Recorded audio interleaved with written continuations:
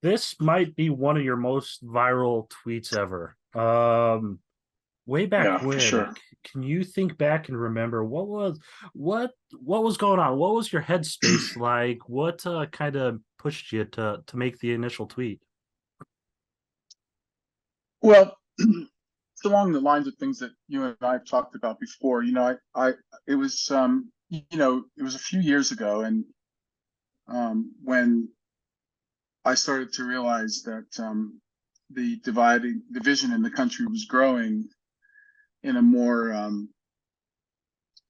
obvious way, Mhm. and not that we haven't always had division and problems in this country, but like every country does, and but this was sort of it was happening in real time very quickly. I felt, Mhm. and um, and so that's when I wrote the poem "Pigs Can't Look Up." It was about me thinking about my past and the people that have helped me, all different types of people Mhm. um, in my business, and from people from both sides of the aisle, and people of all kinds of with all kinds of diversity, and and because I did get some helping hands, two or three really, I think, where if it wasn't just in their friendship, but it was actually something that they actually did for me to kind of um, inspire me and teach me how to recognize the fact that people saw something in me, um, and these happened to be people who I saw something in a big way. They were inspirations to me, and so they had enlightened me already in many things, teachers and workmates and stuff like that, and acting teachers, Mhm. and I was I simply reminded that um, these weren't big grand things that they had done for me. They didn't get me jobs or anything like that, but they did put out their hand, and they let me know that they were putting their hand out, and that I should probably listen to them, because there were things I could learn from them, um, and in return, um, you know, increase my self worth as a person that's creative. And and then I started thinking about little things that you can do, just insignificant, I guess you could say, things. You might call them insignificant, but they're things that you can do for people Mhm. and things in this world. And so that's how I remembered this kind of knowledge. I had some kind of obscure, I don't even know how I learned it, knowledge that, you know, certain pigs gain so Mhm. much fat on their spines that they can't look up anymore, straight up or whatever. And that's how I thought of the tweet that I posted out, and it got a lot of things. That's how it was really comes from it. I wrote about it in a little bit in the author's note of the Mhm. book, so people can read it read it in there too. Mhm. Outside of stars, what's something you want to experience for the first time outside of seeing the stars for the first time? Do you have something you'd go back in an instant and experience again? Oh, that's interesting. That's an interesting question. Um, just a million things. Mhm. I high school was a was tough for me when I was a kid. I wasn't very socially. In fact, I was, I believe, socially inept. And I kind of wish, not that I've become any kind of social butterfly or Mhm. anything now, but I think that I've learned over the years to put a more positive look at actually reaching out to people and accepting people into my life, and just being having a more joyful life by interacting more with people in my environment around me. And so that's one thing that I think I would have done a lot. I would have participated in a more positive way in life back then, knowing what I know now. And I think that would have helped me out a lot, you know, because I was this introverted kid. And I think that would help me out a lot. But, you know, what I thought you were going to ask is I thought you were going to ask, like, presently, like, you know, there are things that that I hope and wish for still, you know, as far as in my personal life and in my creative life.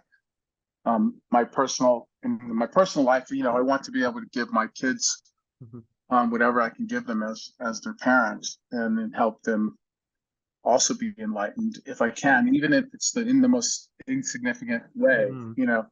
And also, you know, I every day, especially what's going on in the business now with all the diversity and all this kind of you know, all the gender the gender freedom and the gender kind of the issues that people are dealing with on a daily basis in the entertainment business. We are now open to all of that, and we're accepting all kinds of people. And so I, for the first time in a long time, get to experience new performances coming from new people that never have gotten the chance before. And because it's based in diversity and these kind of non-gender issues, not issues, but things like people are not, obviously people are not all identifying as male or female anymore. And so to experience somebody creative in a scene with them, whether it's somebody from Asia or you know, all the so-called minority groups in our country, and you know, however people put it these days, I don't know. But I mean, you know, I'm being able to experience for the first time since when I was young, new performances, new ways of experiencing somebody's performance. It's fantastic. I can't tell you. I mean, I know it's great that everybody's getting jobs and all of that stuff, but just as from my point of view as an artist, it's just an amazing thing, because when you're young and you start to work professionally, you are experiencing new stuff. You've never worked with people the caliber of actors that they are, or actresses that they are, right? And so that's a brand new thing. Well, that's been going on for years, and I was kind of like, okay, I didn't even realize how bored I was of it until people started getting cast in parts that never would get cast before.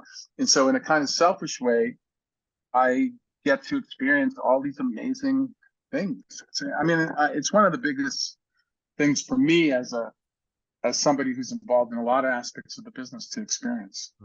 That's great. It's really great.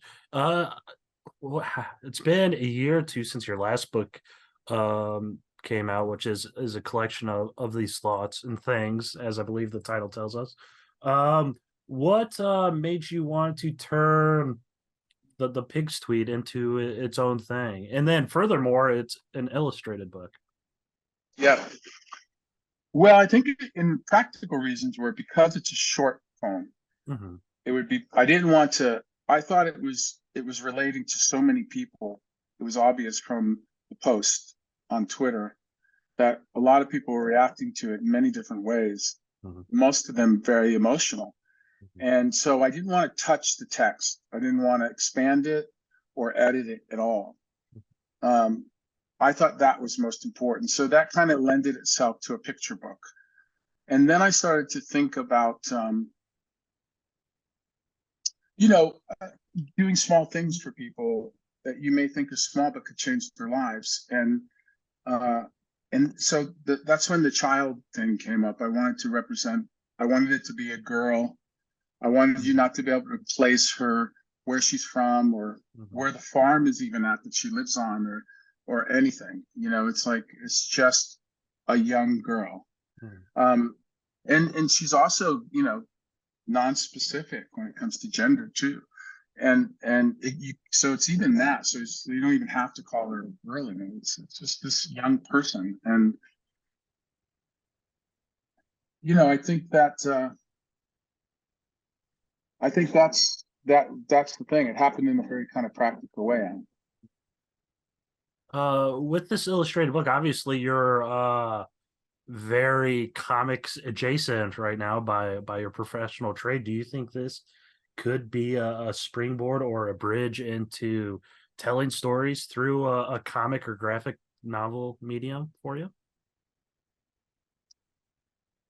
Well, I mean, in my hopes and dreams, Mhm. yes, I think. Like I'm already working on a second book, a second children's book, which would be it's a little longer in text, and but it's still going to be a kind of halfway in between a picture book and just a storybook, Mhm. children's story.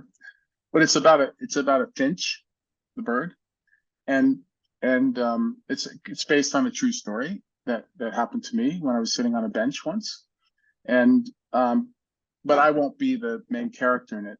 It'll be another young person, I think, um, and then yeah, I'm just beginning to get into the creation of NFTs, and um, I'm not buying or selling anything. Mhm. I'm just working with some amazing technical uh, people that are experiencing AI in a very kind of creative format, Mhm. like a new way to hang a picture on your wall, a new painting, a new way to paint, a new Yeah. way to. And so we're developing these.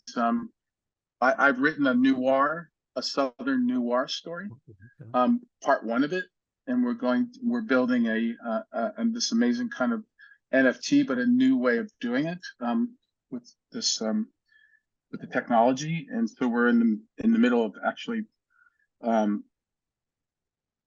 creating all the content for that. The technology is there now, and so that's what I'm doing now. Like, and that is like right along. These stories are kind of Pulp Fiction stories Mhm. that I have in my mind. So, maybe it will. I'm still working with George R. R. Martin, and we're thinking of all kinds of things since I did that short with him, Cooters, and um, we're going to do some other stuff together too. And I love this company Trioscope who did the art for the short, and that is very kind of graphic novel kind of Mhm. feeling, has a feeling too. So I guess your answer is yeah, like I am heading in that direction in some ways when I'm not acting. I'm just saying, I have plenty of shelves for the inevitable Vincent D'Onofrio, David Mack, or Bill Sienkiewicz collaboration. Yeah. So Yeah. Cool. I'm Cool. Yeah. hoping to make it happen. Um, Cool. Pigs can't look up. What's are we going to get the pigs can't look up literature universe? Is there a dog's tale coming next? You said a finch. By the way, the goldfinch is the state bird of my home state of Iowa. Oh, it is Um, cool. dogs can't look up. Dogs can look up, I think. But Yeah. elephants and the mouse. What do you have any other Yeah. plans for something like that outside the goldfinch? I have been thinking about that. The the inspiration has to come from um it can't be. I mean, I guess it could be with the same kind of feeling, the same kind of tone of helping others. But I think that there's a lot to try and imagine when it comes to the opportunity, like to do like a elephant can't look up one would be, I think, super interesting, because I could bring it from a different point of view. Um, but I'd have to be inspired for the lesson to be learned after reading. I have to be inspired with a new kind of feeling of that, not just the fact that you can do, although it's a big thing that you can do small things for people. They don't have to be so significant. Even the most insignificant thing can help somebody or help Mhm. yourself by helping somebody. So, but yeah, I mean, totally, yeah. But right now, this next one is a Finch. That's awesome. I can't wait to read. Yeah, I read through this book, man, and I'm surprised at how emotional I got. Reading the tweets one thing, but then adding the tweet with the pictures and seeing this yeah, the girl build the stairs up, and it's yeah. it's That's tremendous. Shelley Cunningham. Is the artist. She's I think really good. I think she's going to be one of the best out there. And yeah, to work with her long distance on it, and I mean, basically, I would like I usually do with everything creative, that everybody involved has total creative license, and Mhm.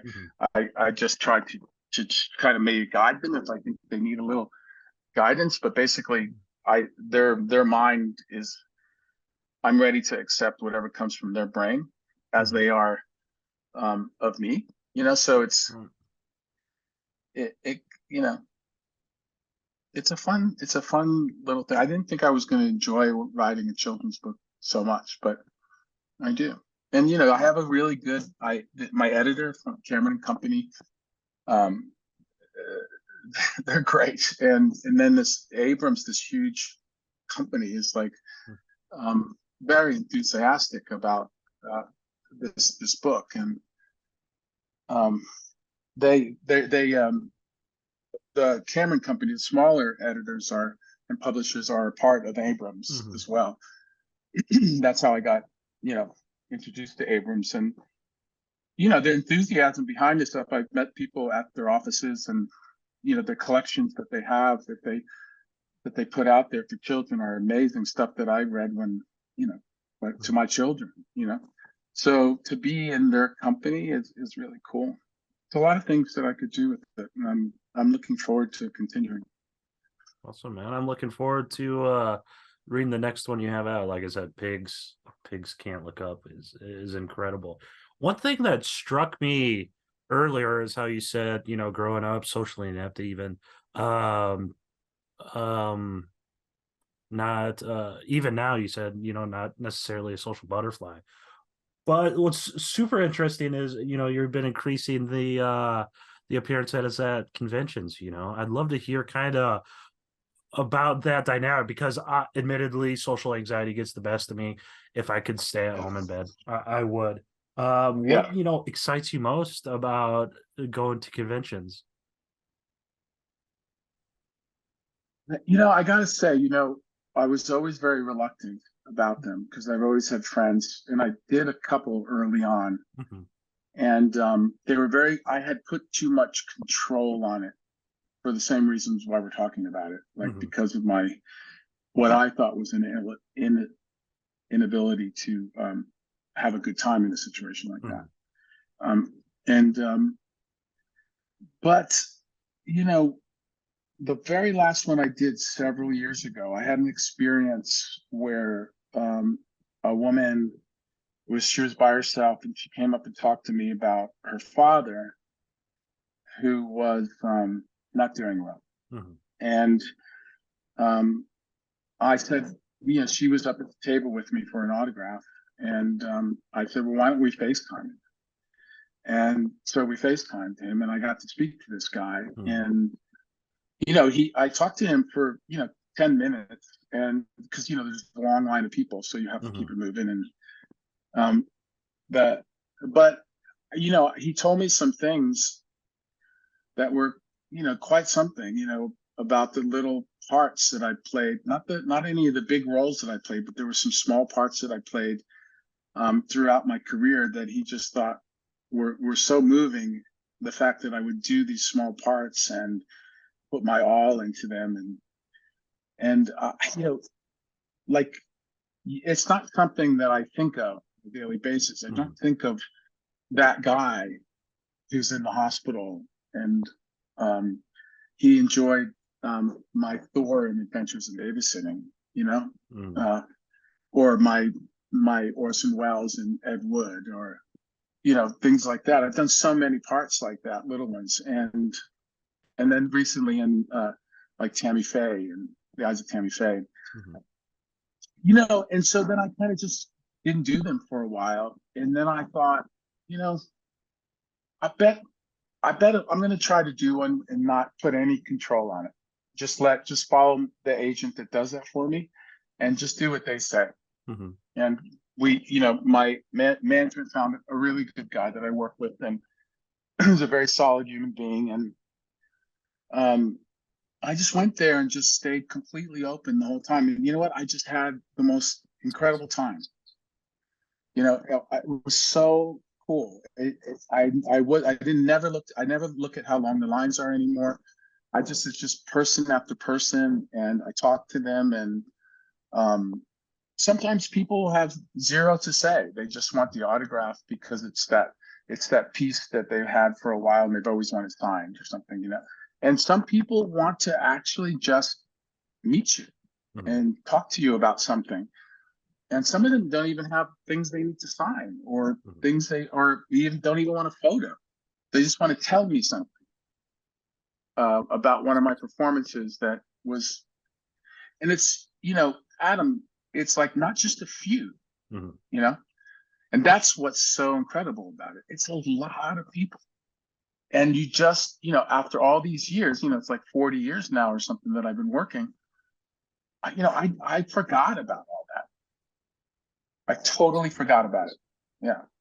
So it's kind of, I like them now. I do them now. Yeah. That's incredible. Later this month, Nashville, we Mm. are the dynamic duo. Both you and Charlie are going to be there. We're going to head down, so we might have to swing by and say hi. That's great. Yeah, I'll definitely be there. Yeah, It's awesome. that'll be fun. Yeah, let's pivot. You know, to your professional work. The one of the most anticipated things Marvel's ever done. Of course, you're working on Daredevil Born Again now. Hopefully, has the strike impacted you guys at all, or are you guys still business as usual? I wouldn't call it business as usual because, you know, we want to, well, I'll speak for myself. I want to be loyal to the riders and to the Teamsters. And so we've been told that, you know, the company is going to work through, our riders are on strike. So we have no riders at the moment, but we have our scripts. So that's good. And so we're going to, as long as we're doing it in a gracious way, and everybody's in agreement that we can work when we're allowed to work, and we'll shut down when we should shut down out of respect for the Teamsters and the riders and such. Then that's what we're going to do. And so far, so good. It's been going well. Awesome. You know, speaking of the scripts, tonally compared to the Netflix show, is it comparable? Would you say it's kind of a tonal shift a bit with this new iteration? I mean, I think it's definitely a new show. It's not the Netflix show. It's definitely a new show. And I mean, all I can say is that Charlie and I are not bored. We are having a great time. And I think everybody else, we have a great cast, and I think everybody else is having a great time too. And I think that, you know, Charlie's one of my favorite people. And, you know, like, I know that he comes here every day ready to knock it out of the park. And, and you know how I am. I'm totally into this part. And so I'm there for the same reason. So, you know, I think Kevin Feige and Louis Esposito, I think they understand that they have two actors that are just, you know, ready to go. And we're really just delivering. You know, it's a lot of work. We're working a lot, and especially Charlie. And Charlie's amazing because, you know, he has to do all the stunts and stuff, you know. And so he's in constant training, learning different things and stuff. And you know, I do a bit of that too, but it's different for Charlie. But the scenes are great. It's, you know, I can't really stop trying to get around, skirting around, you know, specifics, but I can only say that it is a different show, and it feels like a different show. And I think for, you know, if we just talk about you and I think you're going to really like it. I think you, Adam, you're going to really like it. It's smart. Okay, Yeah. I'm trying to go back through my mind and check. I have a checklist. I'll send you my checklist and you can check it off for me. Yeah, we're talking an 18 episode order. Marvel Studios has never done it. There's a time you've been very public about saying like the time on Criminal Intent was too taxing, and if you were to do a TV show like that, you'd want a shorter thing. Does that mean is Born Again just like a manageable level of work for you? Are you dedicated to Kingpin for the long haul in this new current format? I am, yeah. There's a big difference. I am dedicated Mhm. to Born Again. Um, I think that I think the difference is that the business itself it's changed since I did Mhm. Law and Order. That even the I mean, I hear sometimes that network actors are still letting those companies work them as many Mhm. hours or close to as many hours as Kate Irby and I worked on Law and Order. But most companies are not doing that Mhm. anymore, um, and it's so important that people's respect people's personal lives as well as especially if they're when they are there if the kind of crews that I've worked with and actors that I've worked with and producers that I've worked with and that I enjoy working with anyway I should say when we're there tenfold we're there Mhm. 100% and beyond if that's possible and it's so we give it our all when we're there we don't leave anything we just don't leave anything we put it all in the field and so you know it's a different thing so to do Mhm. this job is a completely different experience when it comes to the Mhm. practicalities of the job as far as getting sleep the amount of hours we That's work awesome. the openness and the collaboration of the producers that run my show and the writers that run my show and um, it's a whole different deal. It's not. There's nothing. There's no like. We're not pushing up against. We're not butting heads with the man, so to speak. Awesome. It's a Awesome. whole different experience. It's a fantastic experience. That's fantastic to hear. You bring up the collaboration with Marvel Studios, and when Hawkeye was released, you got to pick the family business. Look for that. Was there, more of that? Can fans expect more of the family business collaboration from you on Born Again, or is Kingpin maybe going back to a more traditional three-piece suit? We're not going to do anything like that. No, Mhm. anything like we did in Hawkeye. No, we're doing. We have a. Um, okay, so how do I answer this one without saying anything specific? Um, if you were to look back Mhm. at all the other comics except for Family Business Mhm. and see the different iterations of Kingpin, the way he dresses, the way his appearance is. I would say we're still doing the kind of later Gotcha. runs look Mhm. Okay. of um, Okay. of Daredevil. When it comes to my character, not Daredevil's character, not Charlie's character. When Right. it comes to Kingpin, we're still doing that kind of feel, you know, That's awesome. in fact, I won't tell you which one because and I know this is going to make you feel, terrible that I'm not going to tell you, but we've actually kind of at times mimic some art, sometimes not the actual art, but the Mhm. feeling of the composition of the painting or drawing. What are you going to pull out? I have Born Again somewhere back here. I knew you were looking for that. It's But somewhere there's, back here. just the other day, one of the directors, we were doing a scene and he's like, gosh, like this is really kind of reminiscent of, and I'm like, yep.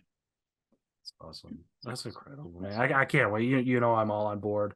Yeah. We mentioned telling stories through sequential art, graphic novels, comics. Would you ever consider writing a Kingpin story, or is that something you would want to do all through screen?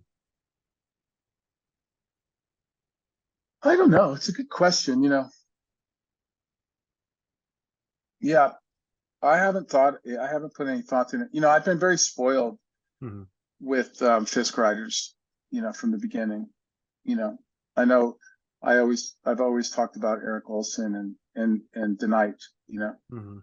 And you know, I've told you before in interviews that I couldn't wait to crack open a new script when I got it. Mhm. Those guys are incredible writers, and I've been very lucky all the way up to this point. It's like amazing how lucky I've been with the writing. So, yeah, no, I haven't thought about it. Whether I'll ever think about that, I don't know. It certainly, since we're talking about it, it certainly would be fun. Mhm. You know? Awesome. Start to wrap up here. Well, I just had something come to mind, and Born Again, 18 episodes. Are you guys nearing the end? You guys aren't nearing the end, right? You guys still have a September? December. December. Oh, Merry Christmas or whatever holidays you celebrate. Yeah. But unless the strike slows us down. Yeah. Right. Okay. Yeah. No, we're busy for the year. That's good. At least you love it, right? Love it. That's awesome, Vincent. That is all I had for you. I could come up with Cool, many man. more questions, but we both have stuff to do. Yep. So you're going to be in Nashville, right? I'm going to be in Nashville. Yep. All right. Well, make sure you do come over and say hi, huh? Yeah. I'll say hi. I might even treat you to a stale convention pretzel or a glass of water or something. How about that? Well, don't go crazy. I won't go crazy. I'll probably eat half of it by the time I get to your table. Okay. All right. So, yep. Thanks, man. See you later. Always a pleasure. Yep. Have a good one.